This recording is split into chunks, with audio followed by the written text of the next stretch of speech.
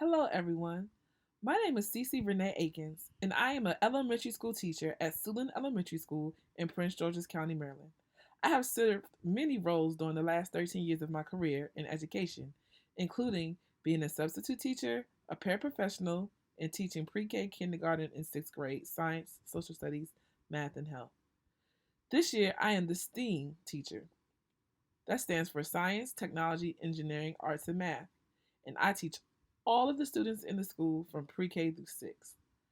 I have also a few added responsibilities, and that is being a technology liaison and the technology facilitator for the Title I program at my school, which requires me to attend extra professional developments and be able to support teachers with technology.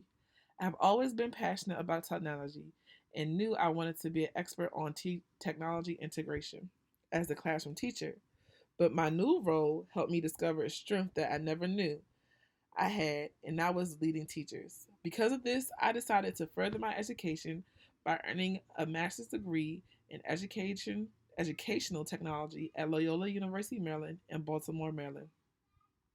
I made this website to showcase some of the hard work I've had to complete during my time in this program, and I'm so very happy to share it with everyone.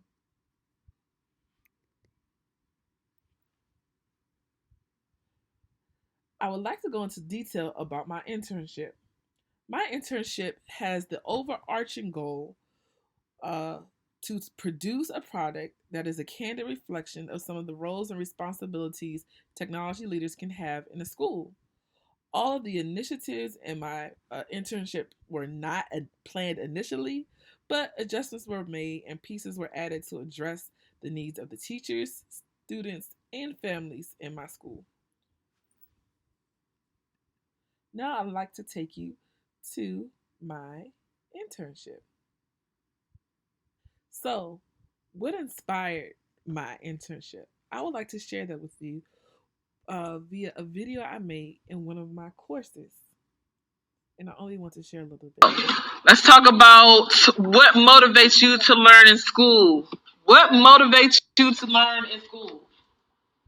My money. Somebody, Dakota? When you ask for help and the teachers actually give you help instead of letting the work be boring and then make the work fun. What do you mean by making the work fun? How can you make the work fun? Like, make it seem exciting by adding fun activities to it and stuff like that. So do you feel like this school has fun activities? You can tell the truth. It's okay. Um, well, not two teachers. It's okay. I'm just telling you. Sort of. What does sort of mean? Well, only you do. Okay. Okay, so how can the other teachers make it fun? Um,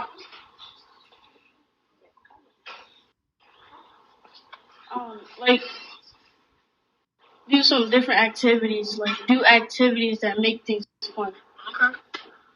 All right. Anybody else? What motivates you to? All right. Students are silently demanding to learn in new ways, and it is imperative that I aid students in experiencing learning in a new way. My school's low test scores show that there is a major disconnect in the way students are receiving, retaining, and demonstrating the knowledge they have learned throughout the year. I have many roles in my school. Um, and I wanted my internship to be a true reflection of how I serve as a technology leader in my school building throughout the year and also to challenge myself. Over the years, I have observed the areas our school needs to improve, and they are increased student motivation, attendance, and increased test scores. To help improve those areas, I believe my school could use the most support in the following categories: teachers using technology to make school more engaging, parent involvement and support, and lastly, more support for English language learners. Because of this, my internship is multifaceted. It is made up of three initiatives to support my school in each of those three areas of improvement. The initiatives are a digital make and take sessions, tech and shoot interactive parent workshops, and my passion project, English Language Learners Connect, which wasn't an original part of my internship, but I decided to add it in there because it met a lot of the qualities that were needed for my internship. So I'm going to go into greater detail about each of the initiatives individually. And the first initiative that I want to start with is the digital make and take session. All right.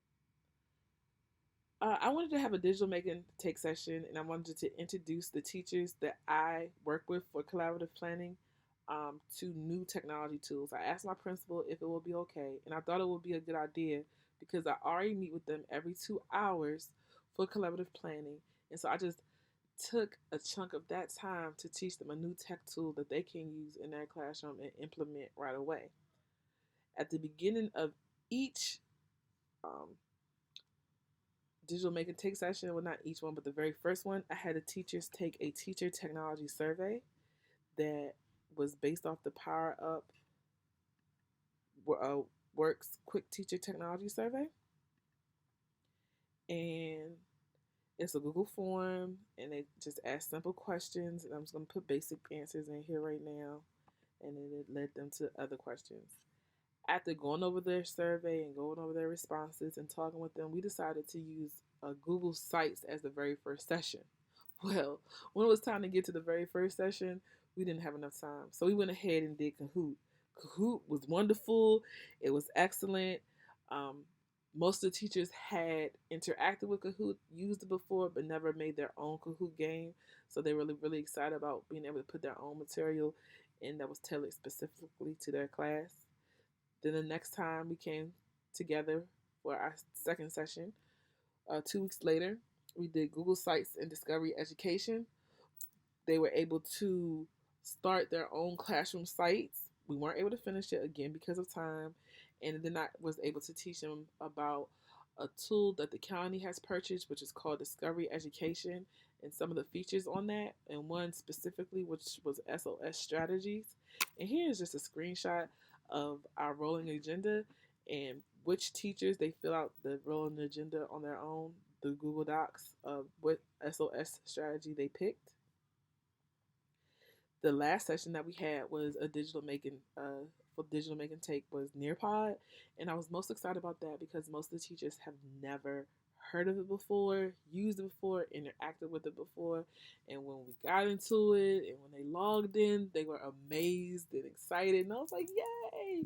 Our students really struggle with motivation, and I think it's that engagement piece, and so if we can just add some of these instructional tech tools into our instructional strategies, I feel like we could alleviate a lot of the behavior problems that we've been having. Um, I overall I just thought I needed more time with the teachers to really teach the way I wanted to teach so that they could really use it in their classroom. But I did the best of what I had, and I thought I was successful all overall. The second initiative was my Tech and Chew interactive parent workshops. And my original idea was I wanted to facilitate parent workshops to increase parent engagement, communication, and equip them with the technology skills needed so they won't feel so lost and can help their students be successful. Our school is a Title I school, and that means we have a lot of low income family, and the government gives us money to help with different programs so that we can, um, so that the students won't be so far behind. But although our families are low income, they're very passionate about their children's education and they just need access to a little bit more resources. So the objective of the workshop was to be able to provide meaningful trainings and ongoing technical support so parents so they can use the technology to access opportunities and support their child's education. So that means they could go onto Clever and log on to SchoolMax and understand what their students are doing when they're on Google Classroom, and just to see what their students are doing in school, so they can relate when their students come home and talk to them about it, and have been introduced to it, and they won't feel so lost. Like, I don't know what they're doing in school. What's going on? I got official permission from my teacher, principal in February. I sent emails out the very next week to the grade level chairs to send me names because of the initiative of providing food. I had to keep it small, and so the budget was small because I don't have that much money. And I did reach out to the community, and we had Subway and Pan Express, but at that point they weren't willing to help, and I didn't have time to find other options. So I paid for the initiatives. I'm sorry, not the initiative, the incentives. So I wanted to have um, 10 students from each grade level from third, fourth, fifth, sixth grade. My principal did like the idea, but it turned into not just me doing tech, it turned into a whole MCAT prep. And so I had to decide, I had to figure out how to incorporate MCAP into my tech workshops. So what I did was I decided to have parents go to 3 different 25-minute rotations, one for math, one for reading, and one for technology, and that I would facilitate the technology portion, and the other teachers in the building facilitated um, the other reading and the math portions. I had to do all the logistics, all the planning, all the schedules. It worked well, and I was proud of myself. Um, so I drafted a parent invitation letter, and then uh, it's copies of emails that I sent to the principal and to the grade levels chairs, and I didn't really receive a lot of names back, so I had to go to them face to face, and it was really interesting to see them because how they interact with technology. Because I sent out Google Docs for them to type in, and so they would say, "Okay, I typed in it. Did you see it?" I'm like, "Yeah, I saw it." So I thought that was nice that I was able to show them how they could use technology to collaborate and not hold themselves back so much. I held an interest meeting at the school on March 14th, and there's emails of that and all the communication I had with the teachers, and I shared all the objectives and what their roles and responsibilities were going to be. And then it was go time, and I have in my artifact section,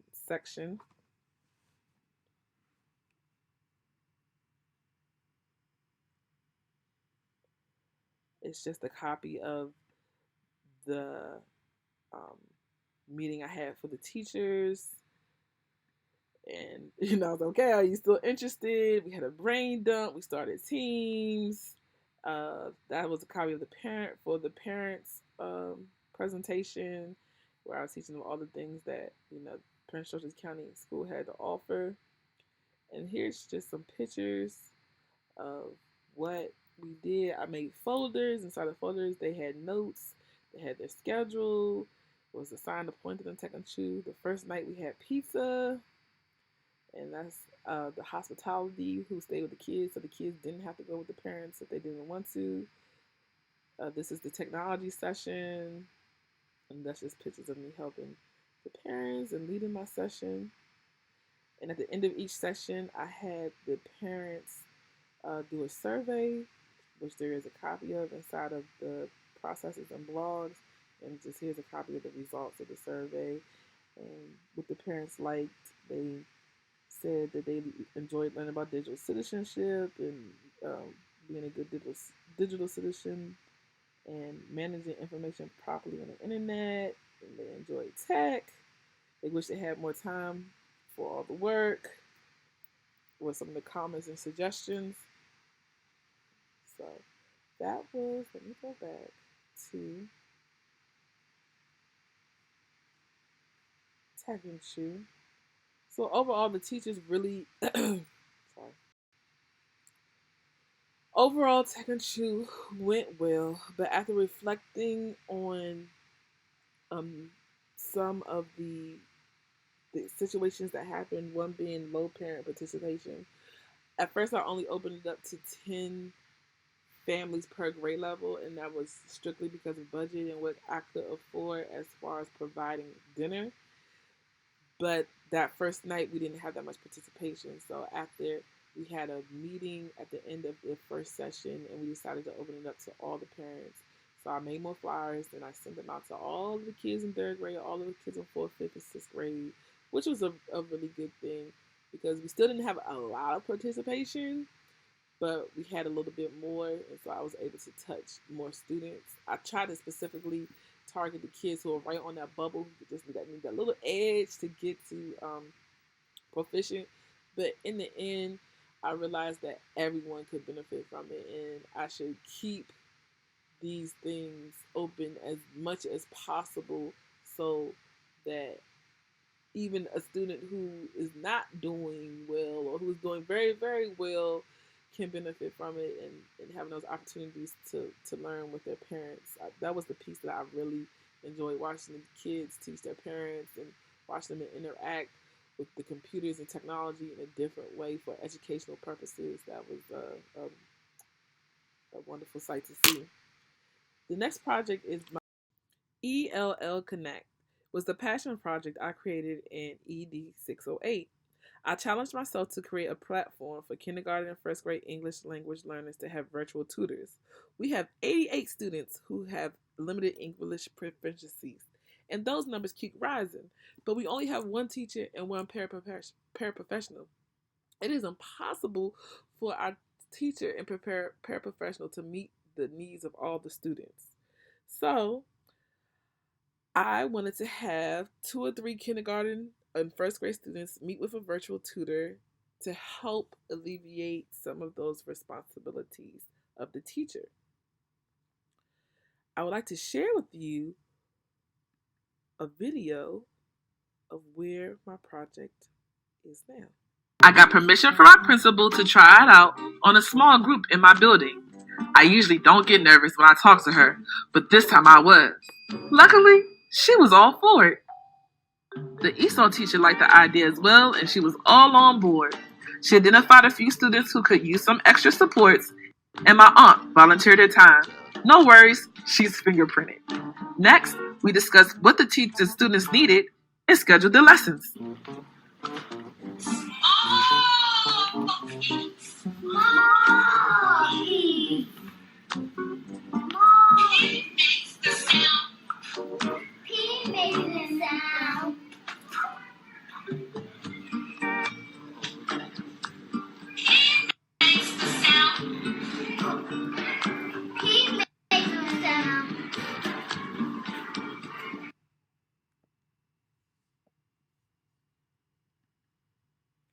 And that was the ELL Connect. Now I want to share with you some of the key concepts that my internship met. The first one was 8.1. Candidates will be able to model and promote strategies for achieving equitable access to digital tools and resources. And both the digital make and take and tech and chew sessions were built so that our students, teachers, and parents can have equal access to digital tools. My internship met concept 11 multimedia project, and I showed you a little bit of one of the multimedia project that I picked for the English Language Learners Connect. And it said that a candidate will be able to facilitate K 12 instructional and professional learning goals and implement instructional design model to facilitate a student multimedia production. And I was able to have my kids make green screen videos and um, Adobe Spark videos. And so this is just a piece of that. Concept 13, communication skills. Candidates will understand technology tools for collaboration with colleagues and demonstrate the disposition to use technological tools for collaboration in appropriate ways. And for this, I chose the planning guides I used for the Tech and Chew and how all the teachers had to work together through Google Docs to help plan the Tech and Chew workshops. We have concept 14, leadership skills. Candidates will be able to demonstrate the ability to lead technology initiatives at the school or district level. And for this, I chose the bonus portion that I put on my portfolio, which is the curriculum writing that I was able to be part of this year at this the district level. I had to write and prepare curriculum for the summer STEM camp, and then I had to prepare presentations and train 150 teachers. And so there's a picture of me in action, and here's a picture of the presentation we made. And inside the presentation, there are videos we made of us actually doing the work um, for the people to follow. Then we had key concepts for teen professional learning. Candidates will be able to apply models of professional learning to begin the process of real change in school. And for this artifact, I chose to use an email from a teacher who was thanking me for making a tech person out of them. And they appreciated my patience and support, and that I'm making them challenge themselves. And I was very appreciative of the email because the whole goal of my internship was to start some type of change at my school with technology. Just one little change I would have been happy with. And so this makes me feel that I actually made a difference. Also, in my intern section of my portfolio, uh, you can find the curriculum writing pieces that I did. And lastly, you can find the reflection piece, and I just want to touch on that.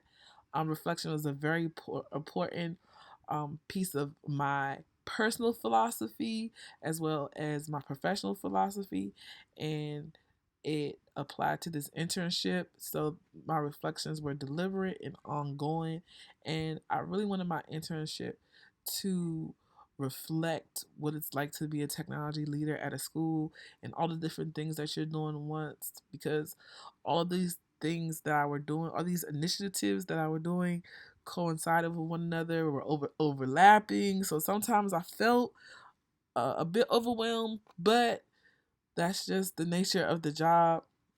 And I was always reflecting in conversation, with feedback, journaling, talking to my colleagues about what I need to do. And uh, most of my reflection is you can find on my blog. So thank you so much for tuning in and learning all about my educational technology internship for Loyola, and I hope that you enjoyed. Thank you again.